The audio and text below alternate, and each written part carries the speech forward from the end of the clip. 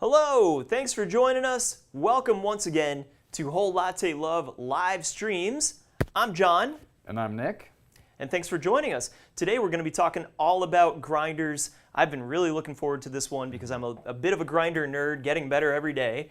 And we've got a ton of stuff to go through today. We've got, this is going to be a bit of a buying guide if you've either never bought a grinder or are buying your first espresso machine, what grinder is going to work for you, or maybe you have a grinder and you're going, you know, maybe it's time to take it to the next level. And if that's you, I'm glad you're thinking that way, because you'll hear me say this on this show all the time, that a grinder will do so much for you compared to upgrading an espresso machine or something like that. So, Nick, any comments on that so far before we dive in? Yeah, well, I just want to say I like that you call this a show because I feel more important now knowing that I'm on a show as well. Actually, I was on a show this week. It turned out very well. No, John, I think you're absolutely right, though, because grinders, there are really more options, I'd say, now than I've seen in my time here. And knowing which one will best suit your coffee brewing needs and your routine, your setup at home is really important, just so that you've got all the equipment that you need right out the gate, or when you're upgrading, understanding what that upgrade's really going to get you. So this is a super exciting topic, and yeah, I'm ready to dive right in. Awesome. And yeah, you know, speaking of which, I actually was going to grab something as simple as a Gadget Classic Pro, the E24, just to drive home the point that you can really elevate your espresso game just by changing your grinder and not spending more on your espresso machine. Now, I did decide to go with the Profitec Ride back here, just partly because I love it, and I wanted something that has a shot timer on it just to make things a little bit easier. But, you know, just take the point as it is. You don't need to all the time upgrade your espresso machine. Sometimes a grinder change will do you some good, but that's what we're going to get into today. But before we do, just want to let you know, if you're not subscribed to our YouTube channel quite yet, go ahead and subscribe. That way you'll get notifications whenever we go live. You'll get notifications whenever we come out with new videos all about everything coffee. So that's right. Now with that, here's what we're going to be going through today. All right, we're going to talk about timed dosing. And what we have right over here is the Eureka Magnifico, the Mignon Magnifico. It's got a timer on it with 2 timed doses. We'll show you how all that works. Next, we've got the Ceado Life X. This is, I like to call it kind of a hybrid grinder. It's sort of the in-between of timer grinders versus single-dose grinders. Then from there, we get into a proper single-dose grinder, back in stock today. Recently back in stock, that's right. Yes, the Ceado E6C Chameleon. Super hot item, so I'm also excited to show you all about that. Let's go to the other side. Here we start getting into more like the commercial territory with kind of some other categories within that. This is the Eureka Atom W75. This is a grind by weight grinder, and that's exactly what it sounds like, right, Nick? What is it? Basically, it's a grinder that's programmed to grind and dispense based on a desired amount of weight rather than a set amount of time. Right. So you can kind of forget about the scale. You don't have to tear your portafilter on the scale, see where your dose is at. You can just go straight into the grinder, and it's going to spit out exactly what you tell it to. So next, this is another one of my favorites. If you've seen the live streams before, you see me just talk about the E37S from Chiato all the time. Another killer timed dose grinder, and let's be real, most grinders in the world are timer dose, but huge burrs on this one, 83 millimeter burrs. And now, this, I don't know, have we ever had the Chiato E37Z barista on a live stream? I'm not sure, actually. I've definitely spent some fun time with this grinder, but yeah, I don't know if we've ever put it in a video or a live stream. Well, let's party with it in that case. This, again, same size burrs as the Chiato E37S. It's got a fan in there, so really great for a commercial application where you're going to be doing shot after shot after shot. And it's also got one of my favorite features. I mean, one, it's got a huge screen, which is nice, but at the end of the shot, you got your burrs spinning usually in this direction. At the end of the shot, it's going to spin in the other direction to sweep out any leftover grounds. So in that regard, it's kind of a zero retention grinder as well. That's right. Hopperfed, essentially zero retention, that featured the sweep out dual spin. Essentially, you can program the desired amount of reverse spin action at the end to really clear out any of the remaining coffee in there. And that'll be something worth mentioning when we get to this, is the idea of coffee retained between the burrs and, you know, innovations that have been made to reduce that. But let's not get too far ahead of ourselves. True, yeah. We've got to start down over here with the Eureka Mignon Magnifico. But before we do, I want to get into some terms. And I've got them right here. Now, the first one that we need to talk about is going to be conical burrs versus flat burrs. Nick, do you want to help us out here? Yeah, so basically a conical burr is exactly what it sounds like. It's a burr in the shape of a cone, and then there's a secondary burr that is in the shape of a ring, basically.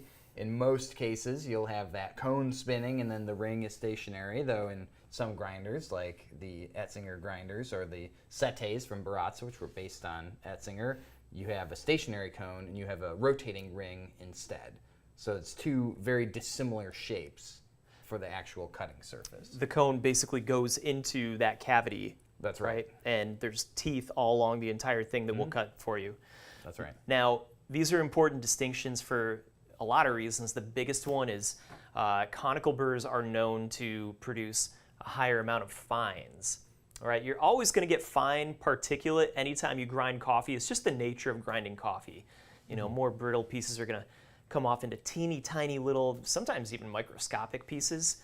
It's just the nature of the beast. You get more of them with conical burrs, and that can actually be excellent for espresso because it can help you create that restriction that you're looking for to get the pressure that you need so that your shots aren't flying out. And that can also have a lot to do with flavor as well, maybe more chocolatey, deeper flavors.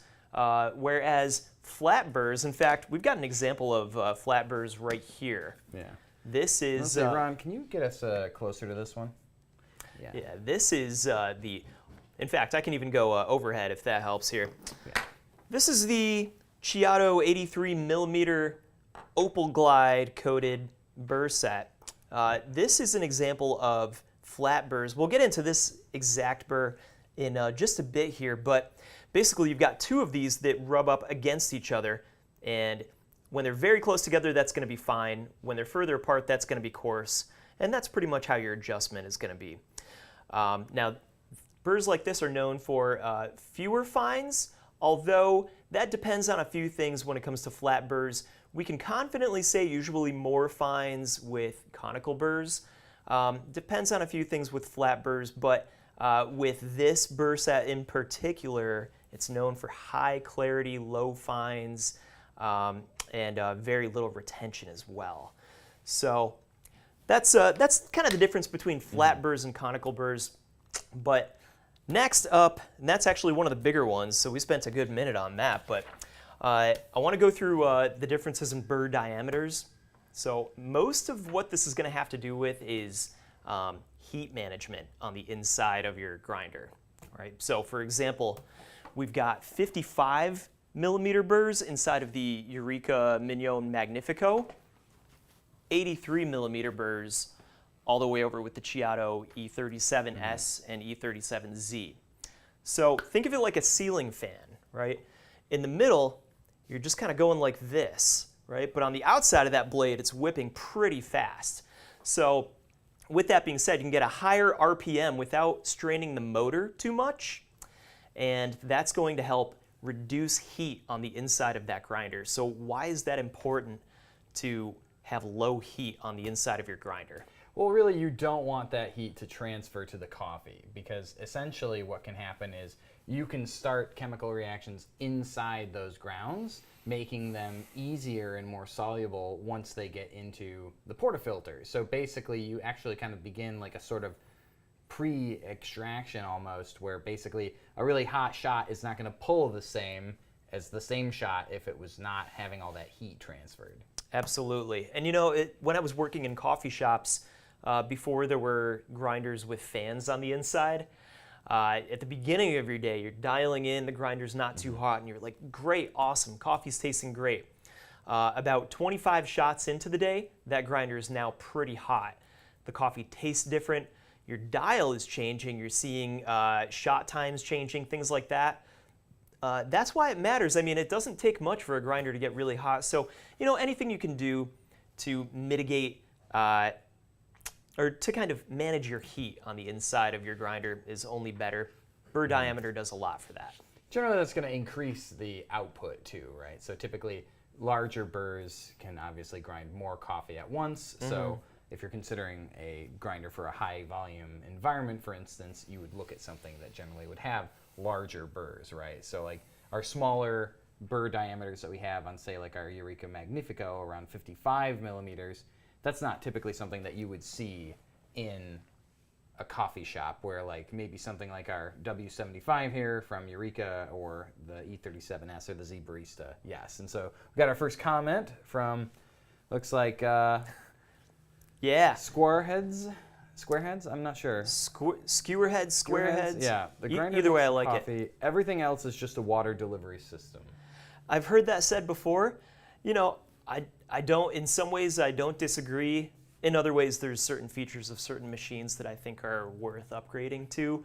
However, when it comes to talking about grinders, these are water delivery systems, and we can change what the actual coffee makeup is going into the machine. So, yeah.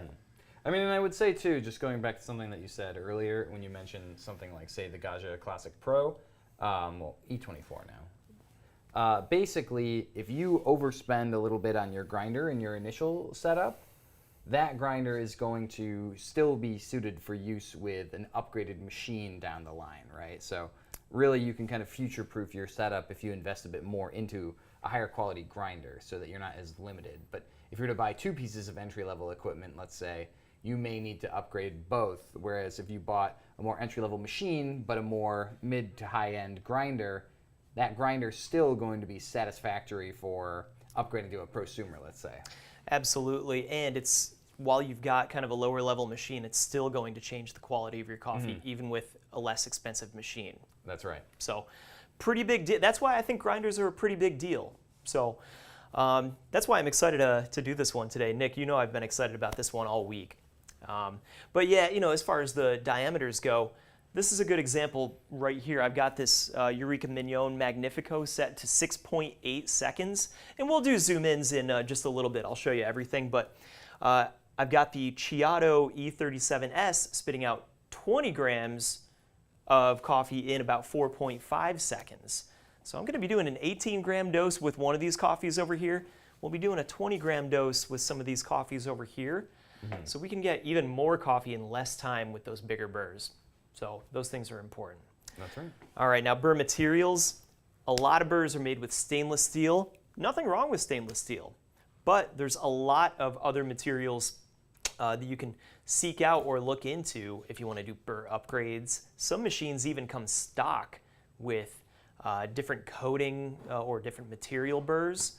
So for example, the Eureka Mignon Magnifico, on the inside of here, we do have 55 millimeter burrs, but it's called diamond inside burrs. It's a cryogenically treated burr. They bring it down to negative 200 degrees Fahrenheit, I believe, right? I believe so, yeah. Yeah, and that ends up making the burr much, much, much harder. Cuts even harder as well, so you get a better consistency. Plus, you don't need to worry about changing your burrs for an even longer time. Titanium-coated burrs as well. It comes stock in some machines. And sometimes you can even upgrade burrs to titanium-coated burrs as well. Similar kind of thing. Don't need to worry about changing your burrs for an even longer time. Plus, when it comes to lighter roasts or more dense coffees, they can really cut through those coffees. Right, and they'll easier. maintain that edge, obviously, much longer. And so it's important that you're saying titanium-coated because you may see a shorthand of titanium burrs or things like that, but these are still steel burrs that have received a essentially titanium nitride powder coating, and then they're fired to adhere to it. And so if you think of your burr essentially as just a little wheel with a bunch of knives on it, right?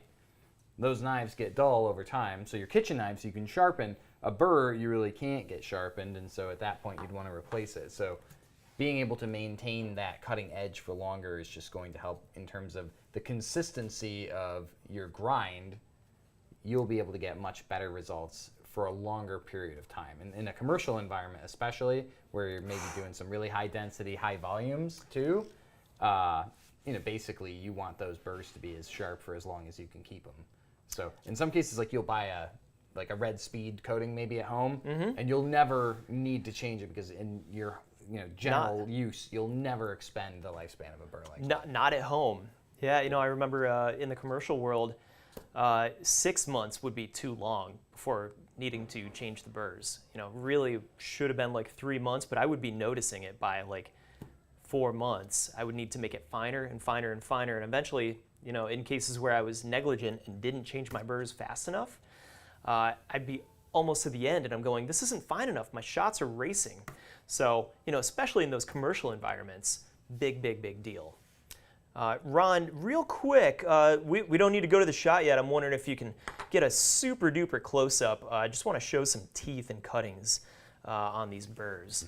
And we'll get to that in just a second, too. I think we have a question, or we have a comment here, right?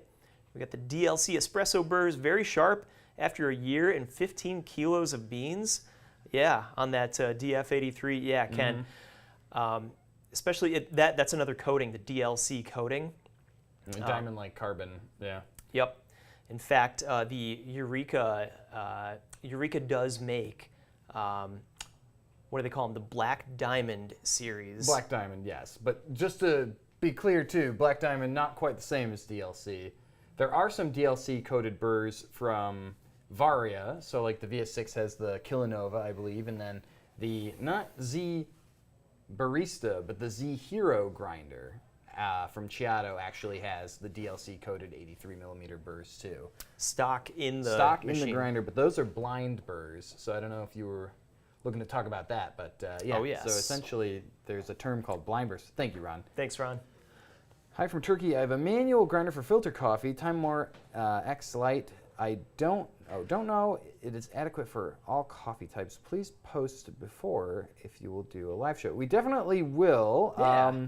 I don't know if that will be something that we can do in the near future. We currently don't carry any Time More products, so we don't have anything that we could put into a stream, but if that changes, obviously we would be happy to feature one of those grinders. Yeah, and the manual grinders as well, I actually really enjoy them for filter coffee. Our staff out in the call center uses those a lot for pour-overs and things like that. Yeah. So yeah, I'm a huge fan of those myself. Now check it out. Let's do this overhead view real quick before we get into some other terms here. I do want to show you again, these are the Chiato 83mm Opal Glide burrs. You're going to see a bunch of, Nick, I like the way you put it, kind of knives all over the burr, right? We're starting with this crushing phase. These, as I'm feeling it, these are actually quite sharp as well. Yes.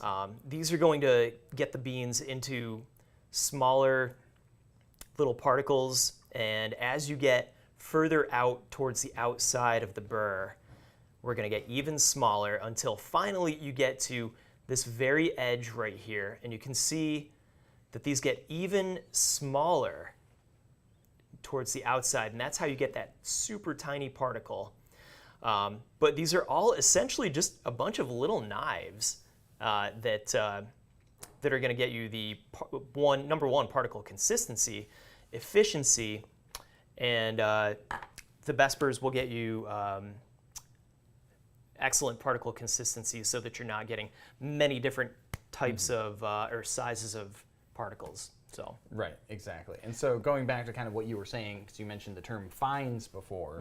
So basically you've got two terms, right? You've got fines, which is essentially kind of coffee dust that's just finer than the range that you're looking to typically achieve. And then you have boulders, which are particles that are larger, right? Larger than you're looking to achieve. Exactly. Yeah. Yep. So the boulders obviously can cause channeling just because it's easier for water to flow through them. The fines obviously can stop water from flowing as easily as it could. So it's partly why you might want to do a little WDT whisk at the beginning of a grind, or of a shot prep, just to make sure you can redistribute those in the portafilter before you begin. Absolutely. You know, I remember putting an aftermarket chute on a grinder at a coffee shop once, and the way that it was distributing into the portafilter was causing an unbelievable amount of channeling, right? Because we were getting different particles going on this side of the basket, different size particles going on the other side of the basket. We had to use a WDT tool every time we used that grinder. So I just thought that was an interesting anecdote. I don't know if I ever told you about that one. I don't think I've heard that one, yeah. Yeah. Now, adjustment style is something I want to get into as well. These grinders behind us have different styles. There's stepped and stepless. Nick, what is that? Well, we don't have any stepped grinders here, actually, I was noticing. We have one. So we have one. Which one are we The talking about? Ceado Life X. The Life X is... We'll split the difference on that one. Oh, because that one, it doesn't have clicks. That's It's- right. It's a nice That's smooth right. rotation. Yes. So stepped grinders essentially have a predetermined amount of movement that the burrs will actually move based on the current setting that you're on, your current step, right? So stepped grinders are really useful for being able to easily return to previous settings. And especially if you're going to use the grinder for, let's say, multi-purpose use, so you've got a couple of different devices, it can be really helpful to say, okay, this is my setting just for, you know, my V60, this is my setting for my espresso machine, this is my, you know, cold brew setting. Baratza, essentially, they're pretty much all stepped grinders. I remember back in the day, the Baratza Vario was a very popular grinder. We sold a lot of those with Expo Bar espresso machines, and those were all stepped grinders. So they can be used for espresso. The limitation with a stepped grinder is obviously that in some cases, the exact grind setting that you might want may be somewhere between two of those steps, and it would be better if you could just make a very minute adjustment. And that's where stepless grinders really, I think, take the cake when it comes to just being the most precise way of adjusting. Yeah, and you know, I actually don't, a lot of stepped grinders, I am actually a fan of some of them, and I'll tell you why a little bit later. I got a little sneak peek for you on something. Ooh, sneak peek. Yeah. I like that. Now, RPM, we kind of got into this a little bit when we were talking about heat management. That's exactly what it sounds like, just rotations per minute. That's how fast the burr is spinning, basically. Now, in general, higher RPM, this is especially true on conical burrs, but higher RPM is going to get you more fines in a conical burr, and a higher RPM on flat burrs in general is mostly going to change your grind setting. Depending on burr cuts and burr types, the jury's still out on exactly what's going on with flat burrs. I'm going to do a deep dive on that soon, so you know, give me a little bit, yeah. keep an eye out. I was gonna say, I mean, you've touched on it a little bit, I know, in the past when you've talked about things like the VS6 with the variable RPMs there, and then even some manufacturers like Fellow with the Ode, they use a PID to actually control the RPM to maintain a consistent RPM regardless of your setting, so that there's no variation in burr speed, so that the consistency of the grind is always there. Right. So, yep. it is a design space that I feel like maybe could be explored a little bit more in the world of grinding. I'm looking into my crystal ball, and I just get a feeling this is going to be a space that's going to be explored a little bit more. So, just bought my mom a Fellow Ode. I don't know if I told you about that. I don't know. You've got all these unknown stories that you've never shared with me. I'm just busting them all out today. Now, wattage, this is a big one because we've ran into this a few times anecdotally, but the importance of wattage, a lot of it's going to have to do with kind of starting torque, how hard the motor can start. And that's going to be a big deal if you're dealing with lighter roasted coffees. Right? So if you've got a really dense bean, you're going to need some pretty powerful starting torque to get that motor moving to cut that bean. Once it's moving, not so much of an issue. Starting torque, though, huge deal. I've seen grinders seize up because they didn't have enough high enough wattage to cut through. So, you know, if you're ever running into that kind of thing, hot starting a single dose grinder, which I'll show you later, can help, or just keeping an eye on the wattage of your grinder, especially if you're someone, you know, I love light roasted coffee. You know, if you're someone like me, you love light roasts, keep an eye on the wattage. Higher wattage will have a better chance of cutting through those beans. I like that you said chance. Yeah, they just might not make it. Not chance. You know, it reaches a point where I'm pretty confident. Okay. The torque just makes me think of like opening a jar. You know, you need that really high starting torque to get it. And then once it's loose, it's good to go. Oh, it's like when, you know, someone hands me a jar, you know, and they go, "Hey, I can't open this. Can you do it?" And I just get it on one turn. They got it loosened up for me. What can I say? Maybe, yeah. They'll have more stories about that. But now single dosing and hopper-fed. What is the deal with single dosing grinders versus hopper-fed grinders? I mean, I feel like that for us can maybe be a little more of a C than a say, right? We've got them kind of back here. Ron, if you want to take us over. But yeah, so essentially you have grinders with hoppers that are preloaded with beans so that you have them on demand, essentially, whenever you want to grind your coffee. And then you have a single dose grinder where basically you've got the ability to load just one pre-measured dose of coffee into the grinder at a time. Right. Hence the name single dose. What's the benefit of single dosing? Really, the benefit of single dosing is there's more than one, to be completely honest with you, because primarily it would be freshness, right? So the idea is if your beans are going to live somewhere, it should be somewhere that's going to help them preserve their freshness for as long as possible, right? And so if you have a dedicated storage container that's airtight or light tight, and you keep it in a location that's regulated temperature-wise so they don't get too hot, you can help preserve the freshness of the coffee for as long as possible. Whereas in the bean hopper, you know, a lot of them aren't like hermetically sealed. They're not, you know, completely encased in, you know, light protective materials, things like that. So you obviously, it's to your benefit to have them on demand, right? And especially in a coffee shop, you want to be able to just walk up to the grinder and have coffee come out of it. But when you're really starting to invest in high-end single origins and very expensive specialty coffees, and you really want each extraction to be as good as possible, maintaining that freshness is a huge part of that. But the other thing with single dosing grinders too is not all of them, but many of them are designed for multi-purpose use. So our Life X and our Chameleon here are both multi-purpose grinders that can be used for both filter grinding and espresso grinding. One of the key things when you're adjusting grind, especially if you're adjusting finer, is to make sure that you don't have coffee still in the grinder between the burrs.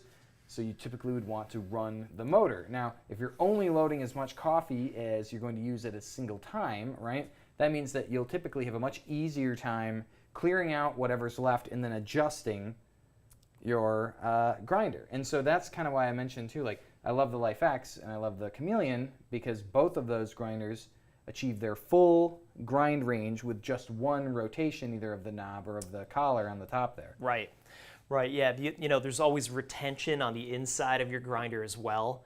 Most single dose grinders are going to come with, and we'll show you this in just a second. We're just about into the show and tell part of today's show. Show, live stream, show? Show. Sure.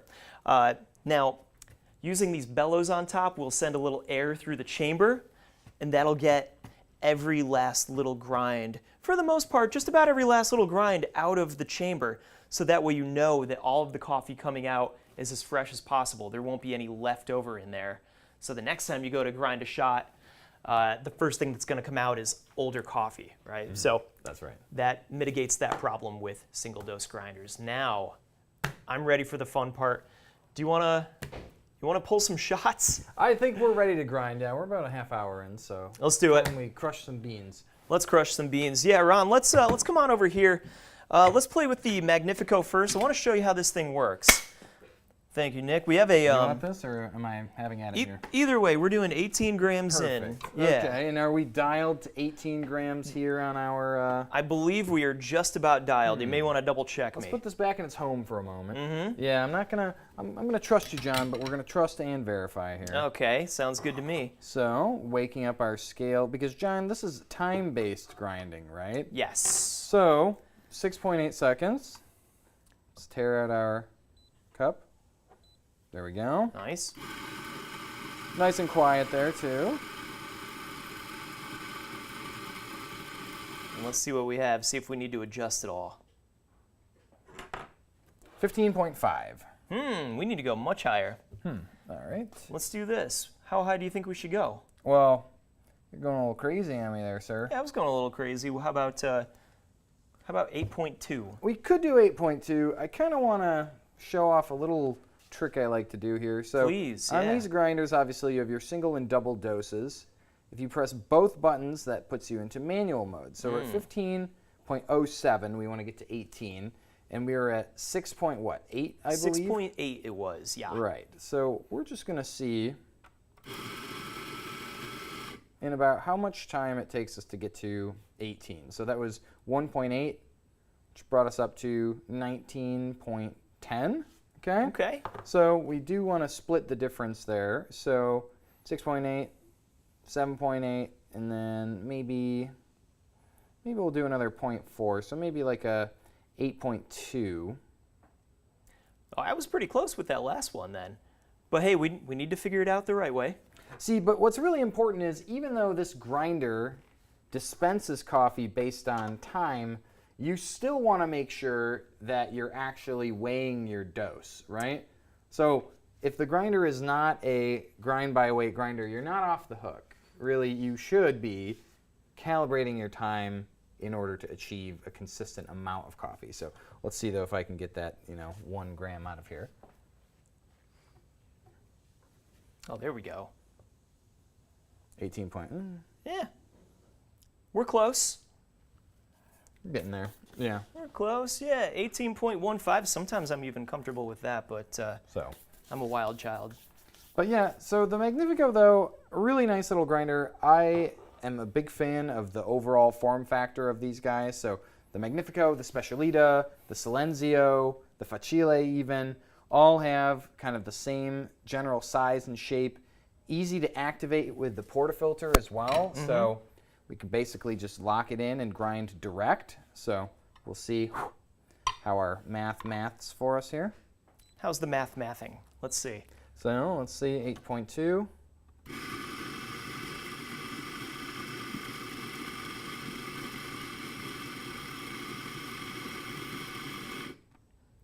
We're just about there. We might have pretty good. 18.19. So maybe, Not bad. just one away. But yeah, that's kind of like I said, my little trick there is just to figure out in between and then just add the difference to our timing. But you have a single and double dose option. And then, like I said, press both, and then you can you can switch into manual mode. You can also actually press both of the programming buttons if you don't want people to goof around actually with your setting. Oh, very nice. Press them both again to get them to reappear. I can think of a few cases where I would want to use that. Nice. Sounds So good. I'll hand this to you, John, if we want to pull a shot now. Yeah. Let's see. SOS. I have a Profitec T64. Will any of the single dose hopper / bellows fit the opening? So that's a good question.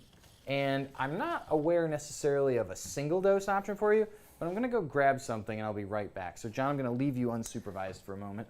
Oh, that's a mistake. No, just kidding. All right, let's pull a shot here. Let's see what we get. Just give it a little cooling flush. I like to do that all the time with these espresso machines. This is a dual boiler. Don't necessarily have to do that. It's not exactly a heat exchanger where you've got very, very hot brew water being passively heated by the really hot steam boiler. But I like to just also kind of make sure that my group head is clean. So here we go. Let's see what we get. Oh, perfect. I'm back just in time. You're back just in time. Awesome. Looking good. Yeah, looking good. And yeah, Ron, next shot, I'm gonna bust out the other camera. We'll get a view of this bottomless portafilter.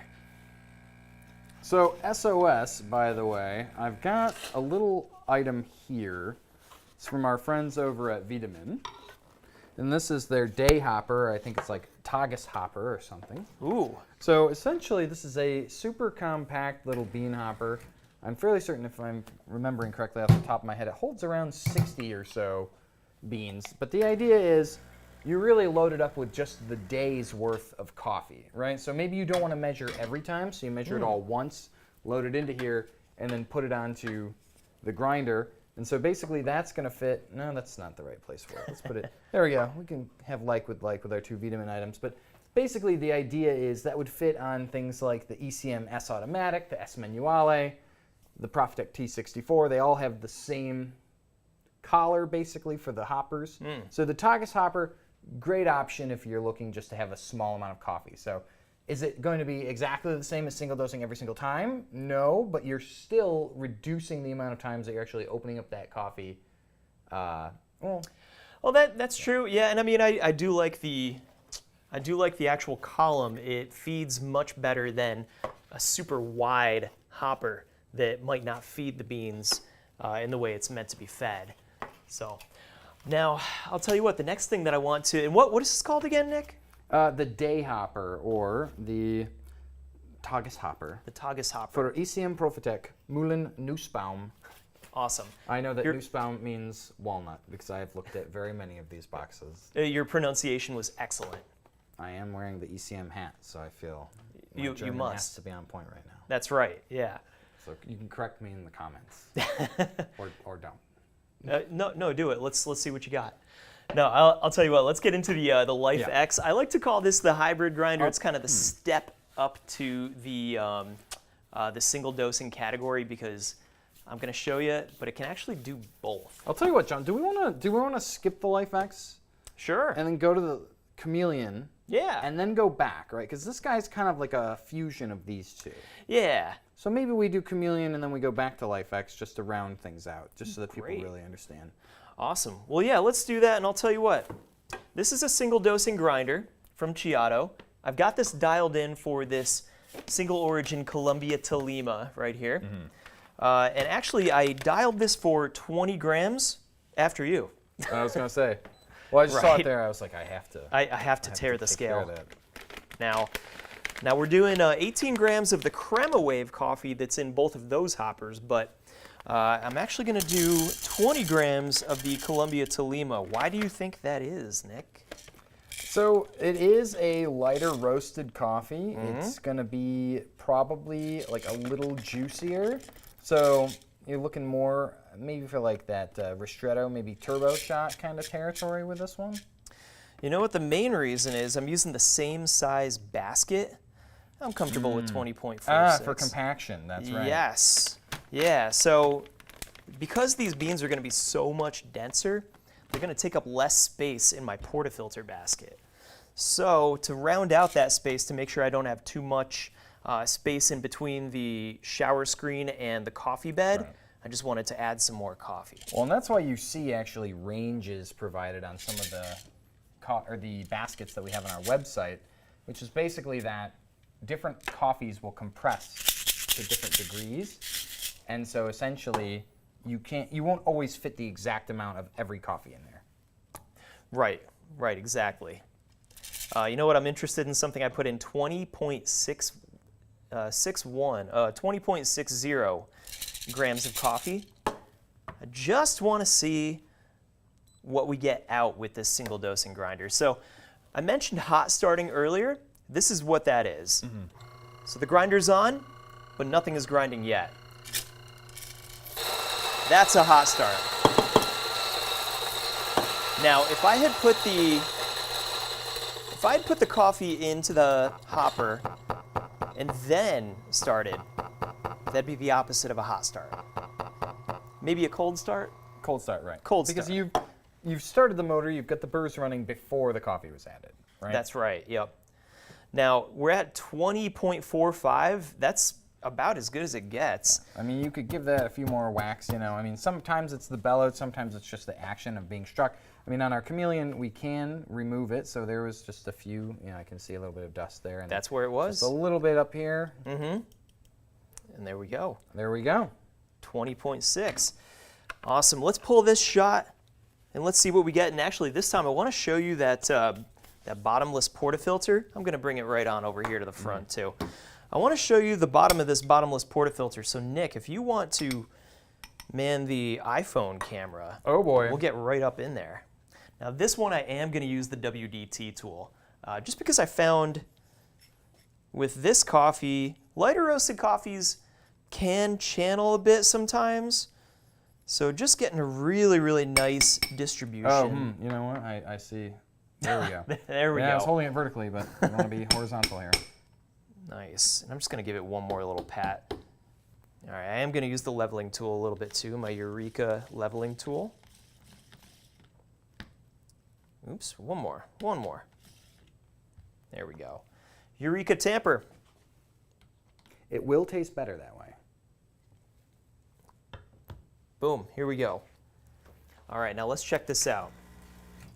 I'm doing 20 in, let's do 40 out, you know, a classic 1-to-2 ratio. Now this Ceado Chameleon, because of those opal glide burrs that we showed you earlier, those have a tendency of promoting clarity. So that's what I'm hoping for with this shot.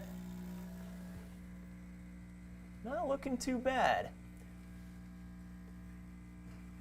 Yeah. Nice.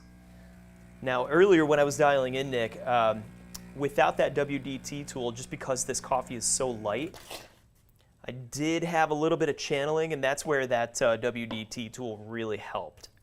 So that kind of helped bring everything together, reduce channeling and things like that. So tell us about our Tolima here. How did you do? All right, I think we did pretty good. We got 25 seconds. I like low time, you know. I could bring this. Ron, you gotta let me know. I'm holding the camera and Oh. switched back. Well, we were supposed to let him know. That's on us. But That's true. I'll tell you what. Do you wanna try this with me? Oh man. Okay. We'll see. I'll take one side. You take the other.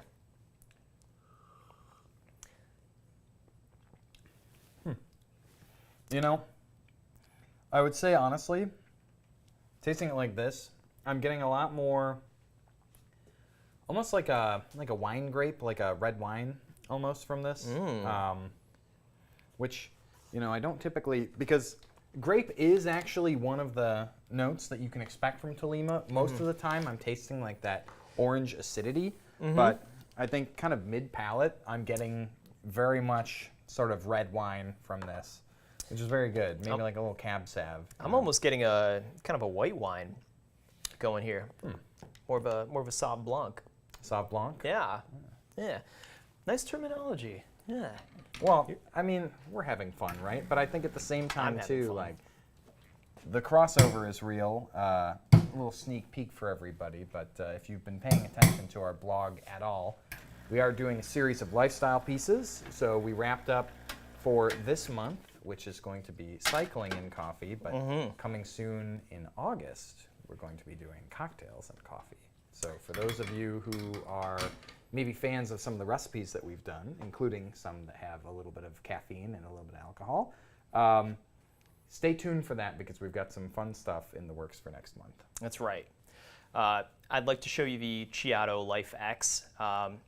This one is a blast to me because you can actually, I've got this dialed in right now for the Crema Wave, but real quick, I want to show you this. Ron, want to give us an overhead shot? I'll show you kind of what I mean by a hybrid grinder.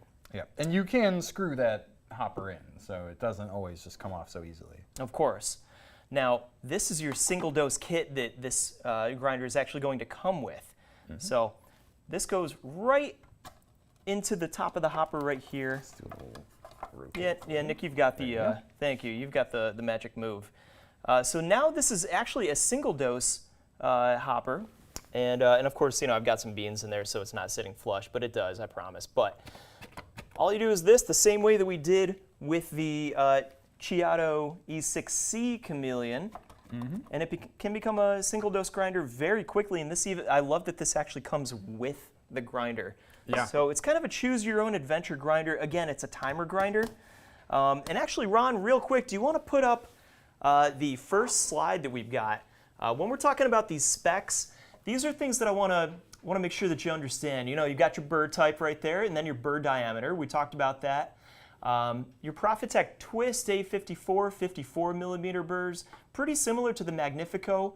The Ceado E6P comes with 64 millimeter burrs, so a little bigger.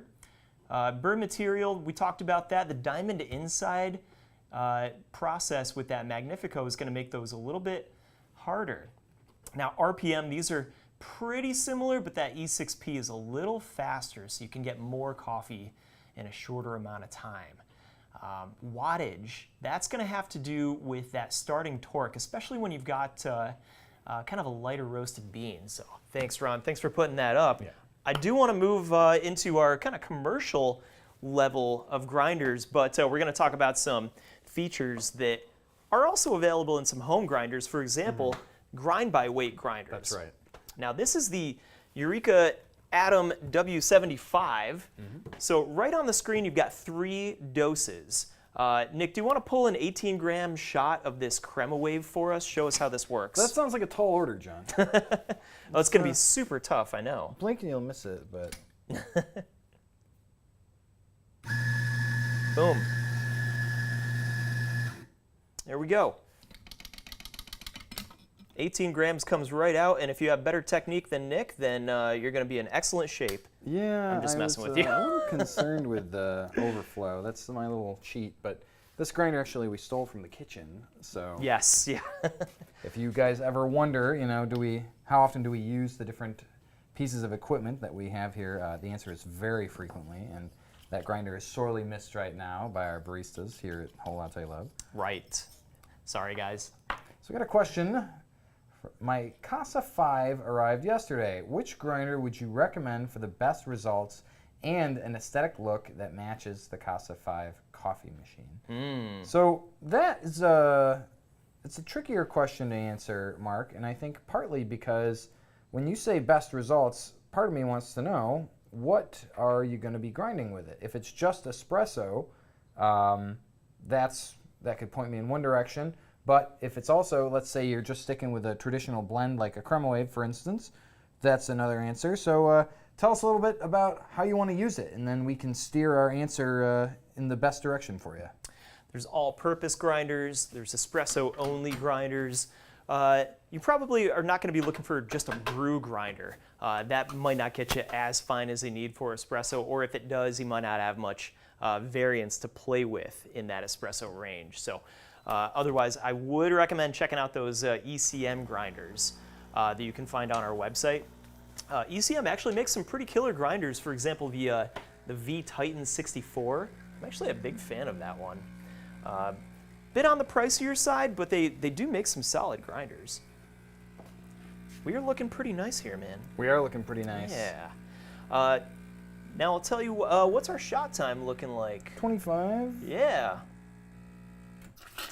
I'm actually pretty happy with that. 36.8. That's actually really not bad. And Yeah. it's so easy, too. I mean, that's really the benefit of grind by weight. It's essentially, they're really nice for a lot of reasons. So first of all, especially if you get into the territory of something like the Atom W75 or the 65, you put the portafilter in and it begins to grind, right? So Mignon Libra we love, but you do have to actually hold it.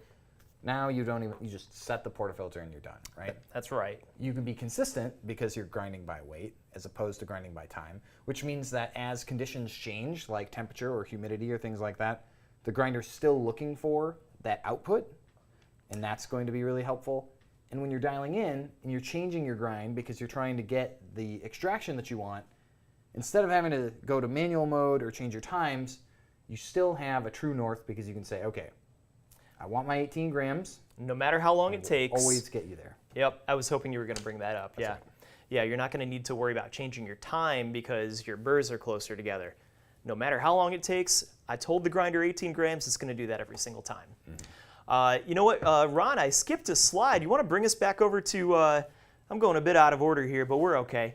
That second one. These are a lot of those single dose grinders that I talked about earlier here. Conical grinder, the fellow Opus. Not a bad price on that one. That's known to be a all-purpose grinder. So if you're just getting into it and you want to do pour overs or anything like that and do espresso, you can do that with the fellow Opus. Pretty low barrier of entry there. Note that the burr diameter on conical grinders is way less than on flat burrs. That's just because a lot more of it is spread out through more of an angle through those cones.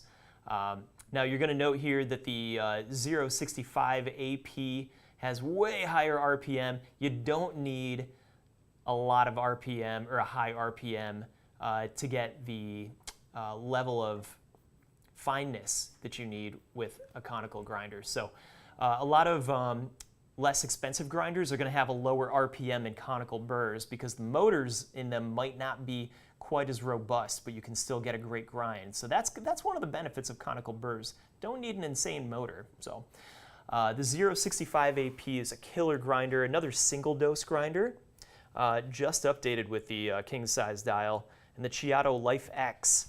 A lot of special features if you want to take note there. All-purpose, timed doses, X-shaped burrs, increase the clarity, plus screwless burrs, and that's what you meant with the blind burrs That's earlier. right. There's no screw holes in the burrs, so that's more cutting surface and less retention. So thanks, Ron, for showing that there. That's those are some specs that you want to be looking at when you're making your choice. So, So actually, John, I'll let you posit on what Ken has just asked for a moment, and then to home in on what John was just saying there too. The screw holes in the face of the burr actually can interfere with the cutting surface, right? And so on a bigger burr like this one at 83 millimeters, that's not as big of a deal, right? Because you still have a much larger surface remaining. But if you've got a smaller diameter burr, screw technology has not gotten so great that you have these microscopic screws that reduce the amount of space that they're taking up. So actually, screws on the surface of a smaller burr actually interfere more with the cutting surface than on a larger one, right? Right. So if you've got a blind burr, especially one at 50 millimeters, like Chiato was saying, they actually have put forward that essentially on a 50 millimeter burr with no screw holes, that it essentially has the same cutting surface as a 60 millimeter burr that did have screw holes in it. Sounds like that can actually be a pretty big deal. So if you're seeing something like blind burrs, think of that as a benefit. And those work essentially by screwing into the back of the burr. So the mounting is different than how a traditional burr just screws straight through and then holds it in place on the motor. Right, right. Yeah, super interesting stuff. So Ken's saying, sounds impossible to order multiple bags of Crema Wave and cannot get it not sour. How do you dial in Crema Wave dose, time, temp? I'm glad you brought that up. I try to go for like 198, 199. I do 18, actually any dose is just fine. I like 18 in, 36 out. The big thing with this one, that blend in particular, is going to be time, right? I keep it anywhere from 21 seconds to 25 seconds. Above 25 seconds, I begin to lose it. I get all kinds of different flavors. Also, I just recommend, if you are getting sourness and things like that, there could be a little bit of unevenness going. Make sure you do a little WDT, tamp straight, all those things. The last thing, of course, it's always going to be water. Water, water, water. And that's where I've got one right here, the BWT Aqualizer Pitcher. This makes water that is profiled for coffee. That's right. So of course it's going to protect your boiler by getting calcium out of there and ion exchanging it with magnesium, and magnesium is known to taste good with coffee. Not only is it going to do that, but it's going to protect your boiler as well. So those are just about like 4 or 5 tips with that particular blend that I can offer you. Yeah, and just really to hammer home what you were saying, a lot of water filters will take out impurities, chlorine, other flavor contaminants essentially, but BWT has actually designed these filters to optimize the water for hot beverage and coffee extraction. So it's going beyond just making it taste good, it's optimized for the flavor of coffee. That's right, yep. Ken, real quick, first time drip or start, it's going to be the start of the pump. As soon as you tell the espresso machine to start, that's when I would start the timer. Not from the first drip. I think your shot's going to be too long if you measure it from the first drip. Ron, can you put slide number 3 up for me? And we'll blast through these last couple of grinders here. But Nick, you mentioned the conical Etzinger burr type. That's right. Right, and that's where it's not the cone that spins, but it's the part that the cavity that the cone goes into that spins. Yeah, rotating ring burr. Rotating ring burr. So the outer ring is rotating and the cone is stationary, which again is typically the opposite of how most conical grinders operate. Right. Right, which I thought was super interesting. These are all grind by weight grinders. So let's compare some specs real quick. Of course, like we mentioned, conical burrs typically not going to need a big burr diameter. However, the Baratza 270 WI does have actually pretty decent sized burrs for a conical burr grinder. 270 stands for 270 steps. That's a lot of steps. I think I can get a pretty darn good shot with that many steps. That's right. That's where Sete 30 comes from, too. Yep, 30 steps, only right? Stepped adjustment. Yep. Now, all right here, we got similar burr material, just stainless steel.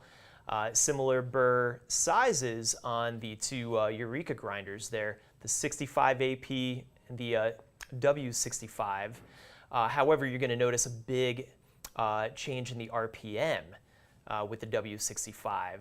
Pretty similar wattage too, just some different specs or special features as well. So a couple things to check out there. We only have a little time left. I want to get to a couple grinders that I was really excited to show you. Of course. Here. The Chiato E37S, if you watch this a lot, you know that I'm always talking about the Chiato E37S. I call it my end game home grinder. But there are a lot of coffee shops that will have this on the bar as well. So this is kind of like right on the line of home grinders and commercial grinders. That's right. Yeah, and I think will it really work in all commercial environments? I would say it comes down to volume. So if you're using it as your main grinder and you've got a 3-group machine, you may want to consider going up to maybe an E37SL or an E37T, just something with a bigger motor, something that's got got cooling fan. Yep, the fan is a big part for me. Yep. But it's a secondary, single origin grinder, decaf grinder, something like that, where it's still seeing high volume. Terrific grinder, but again, at home, this is essentially like peak performance. And oh yeah, one thing that you don't see baristas doing typically is a lot of shot prepper, WDT, or things like that, because the distribution. Oh, that's me. Sorry about that. That was me. I left that in there. That's okay. I got your back. The home prepper distribution though. Right. Well, so what I'm saying is, generally speaking, when you have a higher end grinder, the grinds distribution does tend to eliminate the necessity for a lot of additional shot prep.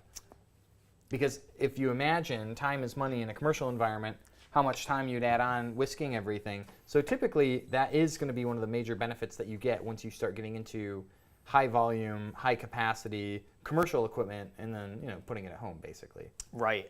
In fact, I'm glad you brought that up. I am going to do a WDT over here.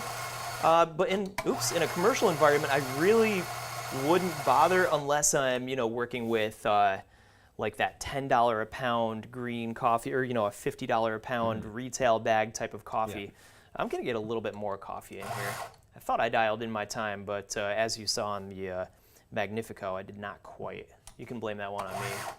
But I do want to show you these nice fluffy grounds, and I want to get out that iPhone and have a look at our bottomless extraction here as well again. And then I got one more to show you and we'll call it a day and we'll get ready for some 4th of July parties. That's right. And if you do need some coffee cocktail inspo for that, we did a nice live stream on coffee and cocktails just a few weeks ago. And I know, I think maybe it was SOS was interested, in some of those. So check those out. We had the Carajillo, we had the sparkling, the Limoncello cold brew spritz, which was pretty good. Oh, I loved that, actually. Yeah. Yeah, let me get over here now. So we're going to watch. Looking good. Hey. Hi. All right, let's party. Let's do let me clean up a little bit. Let's make sure we're nice and clean. It's a nice whole latte towel that you have there, John. I feel like most people should have one. I tend to agree. It's actually my favorite one that we have around here. All right. Let's see what we got. I did 20 in. I'm trying to get 40 out. And what do we've got here? This is the Colombia Tolima? This is the Colombia Tolima this time, yep. And that's why I upped my dose quite a bit too. Now that WDT is really important with these light roasted coffees because they can be a little susceptible to channeling here and there. but we did okay on this one. No, a little bit, but not too much. I think I might have gotten a little bit on my shirt, but let's see. Still very hot, but that's nice. Now, how's this comparing to the last one that we pulled, actually? You know, I'm getting a little more sweetness and a little less acidity, which to me makes sense because of that the Opal Glide coating on the all-purpose nature of those Chameleon burrs. Those are known for clarity, so with those lighter roasted coffees, I would expect a little higher acidity. Yeah. I'm getting just, maybe there's some more fines, for example, in the E37S. Much more round, almost chocolatey flavor. More the graham cracker notes. Very fresh. Sometimes Mark likes to start coffee at about 21 days for espresso. Very fresh. I like that for pour over. Yeah. Just because there's so much CO2 and gas, and it's exploding on the inside of the portafilter. Really difficult to get a nice extraction. I will say too, Ken, seems like you've been getting creme wave for quite a long time. We have recently come out with some new blends. We did a video introducing them as well, our new Beaned Up and our Bottomless. Seems like if you're looking for something that's going to be maybe a little more on the kind of traditional, less acidic side, I would say give Beaned Up a try in addition to the creme wave, see what you think of it, but that is kind of the more roasty, toasty, kind of campfirey, chocolate, s'mores sort of flavor profile. Mm-hmm. So, you know, you may find that creme wave is perhaps just not your cup of tea or cup of espresso in this case, and I couldn't resist that. I like that, yeah. But, you know, we are going to be working on other blends too, so definitely if you haven't tried one of them, certainly recommend it, and I say maybe try Beaned Up next if you're looking for something new. Good call. One more, we're going just a little bit over, but I really, really want to show you this. Nick, do you want to grab the iPhone? I want to show people this screen on our Chiato E6C Hero. Z Barista. Barista, yeah. Right. The Z series has several different grinders in there. This That's one is right. the Barista. I mean, it is kind of a Z shape, you know? So, let's see, you got...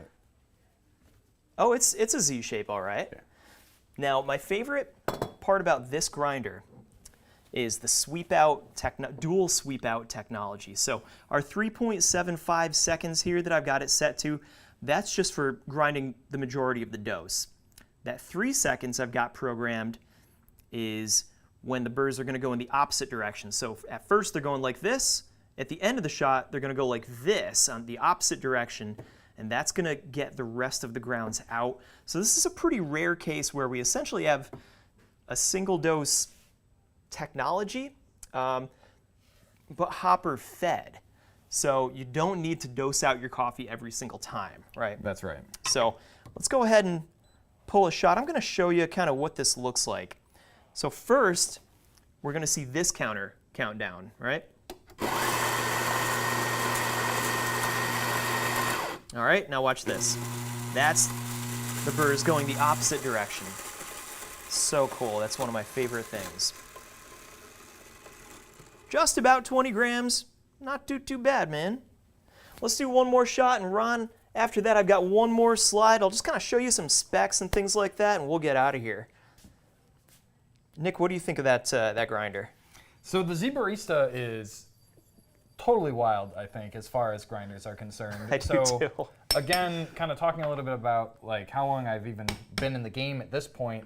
When that grinder first released and we heard from Chiato kind of what they were doing, it was sort of just like, oh my gosh, like, you know, variable RPMs is one thing, grind by weight is one thing, but really one of the big things that this is trying to address is the idea of coffee freshness. And that reverse spin is to try and eliminate pretty much all coffee that could potentially be caught between those burrs.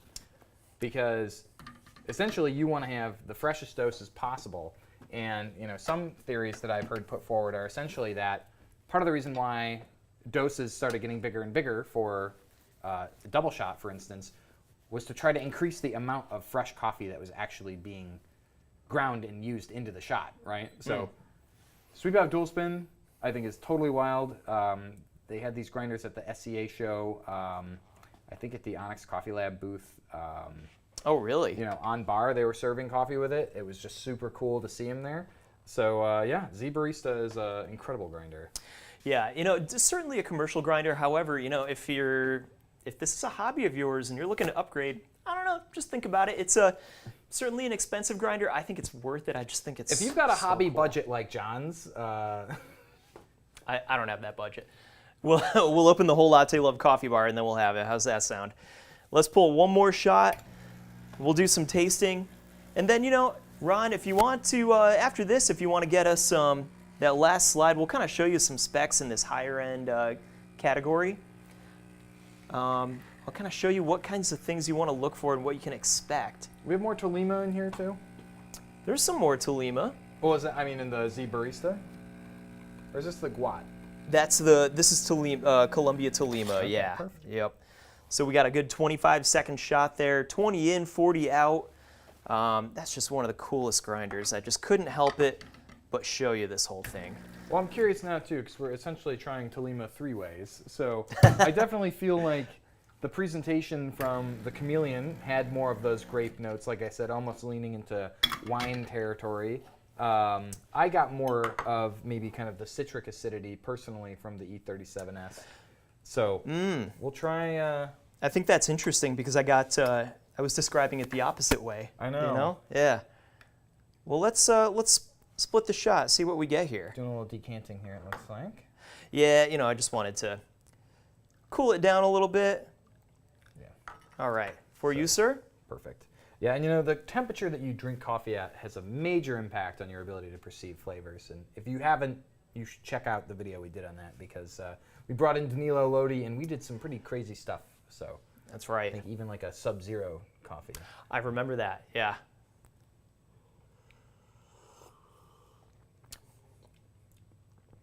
Ooh, This may be my favorite of the I think shots, it's mine too. to be honest with you. Yeah, might be, by the way, because I decanted a little bit, I got the temperature a little bit lower. We're a little closer to where you can really perceive a lot of flavors. However, this is about as fresh as it gets as far as, with that dual sweep out technology, there's no lingering coffee left in the chamber. So this is all fresh coffee. A lot of acidity, but a lot of body too. Very juicy, yeah. Ron, want to hit us with that last slide? So these are kind of some higher end grinders, the E37S, the Atom W75 that we just showed you here, another grind by weight, the E37Z, huge burrs in those Chiato grinders, and similar RPM, just different wattages. So I would expect if you've got to, and actually Nick, maybe this is part of it to be honest, the E37Z Barista has incredible wattage, just pulling a lot of power for that starting torque. So it's cutting through those light roasted beans no problem. Heavy price tag on that one. Again, you know, more of a commercial grinder. If you got the budget, buy it at home. Show me how your bar looks. I want to see it. So otherwise, yeah, thanks, Ron. I appreciate it. And hopefully we all learned something today about kind of what you want to look for when you're picking out grinders. Again, you know, your grinder is going to make a huge impact on your coffee. You might not need to upgrade your machine if you're really looking for a change in the quality of your coffee or different flavors in your coffee. I would tell you to upgrade your grinder first, and then if you want some other features and things like that, then we can talk about upgrading the machine. That's my recommendation. Nick, did you get anything out of this today? Did you have a good time? I got a few shots out of it, yeah, it was great. Yeah, that's true. No, but really important stuff that we're talking about today. I think the point you just made is really one of the big ones, which is if you're trying to pull better shots, trying to drink better coffee at home, start with a grinder. At the very least, start with the burrs. If you're not gonna commit to getting a whole new grinder, consider updating the burrs at least. It's gonna, I think, pay dividends just in terms of the quality, because one of the things that I really like to drive home is, especially if you start investing in higher quality premium coffees, having the equipment that can actually do that coffee justice is really important. So when it comes down to choosing a grinder that will fit your needs and your lifestyle, keep that in mind, especially if you're really looking to take the coffee hobby seriously. Absolutely, yeah. You can take it about as seriously as you want, all the way from a Eureka Mignon category all the way up to a prosumer level E37Z category. So the choice is yours, and different results with everything. But otherwise, thanks so much for swinging by today. I love talking about grinders, so I'm happy that you joined us. Tune in next week, Friday, 3 p.m. I know we're a day early because tomorrow's a holiday. Thanks for joining us today. And I'm John. I'm Nick. Thanks for joining Whole Latte Love live streams. Cheers.